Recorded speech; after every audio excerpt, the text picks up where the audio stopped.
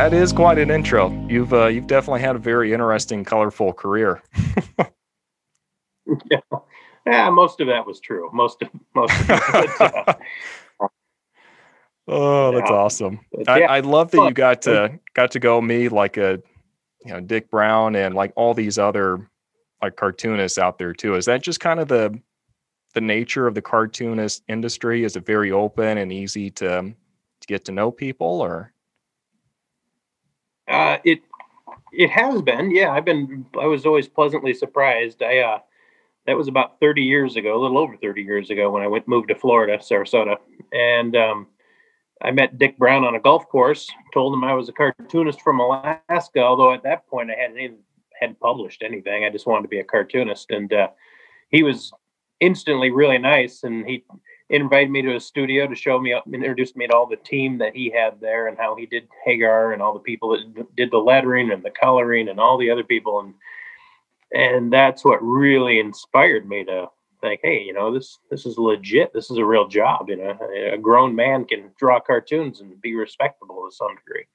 And so that was important. And then Mike Peters, who lived there in Sarasota, also was very, very well open. And while I was there, I went to different cartoonist events with Jim Davis, who does Garfield, Mort Walker, Beetle Bailey, Johnny Hart, who did BC, and all of them were absolute gentlemen, absolute helpful, fantastic people. Lynn Johnson did For Better For Worse.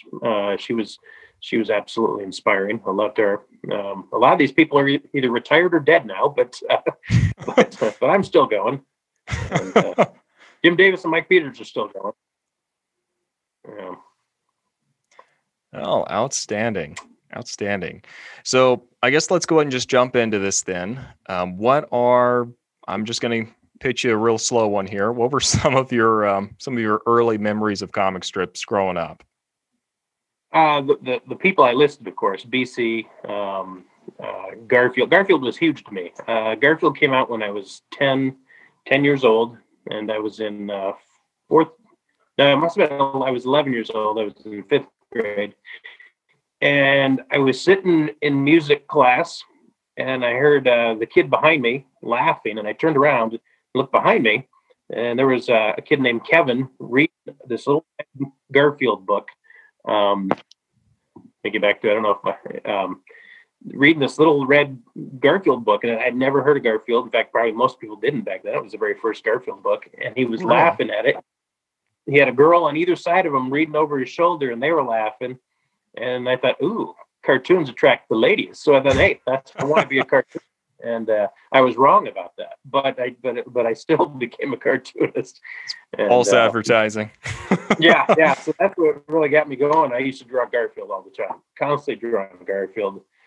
And over the years, I got to meet Jim Davis several times, and it was really cool that I got to tell him that story. Although I'm sure he's heard that story from many other cartoonists. So he inspired many other people, not just me, of course, but it was still cool to be able to tell him the story of how I got started.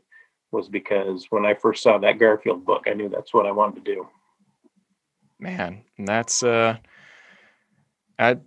really kind of the experience of seeing a lot of cartoonists kind of explain that, I grew up kind of watching this stuff, and then, just decided I wanted to kind of jump into it from there.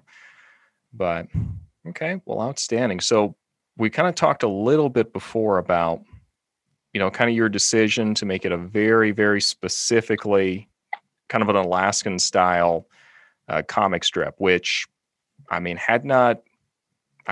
if I'm wrong, I don't think that had ever been done up to that point.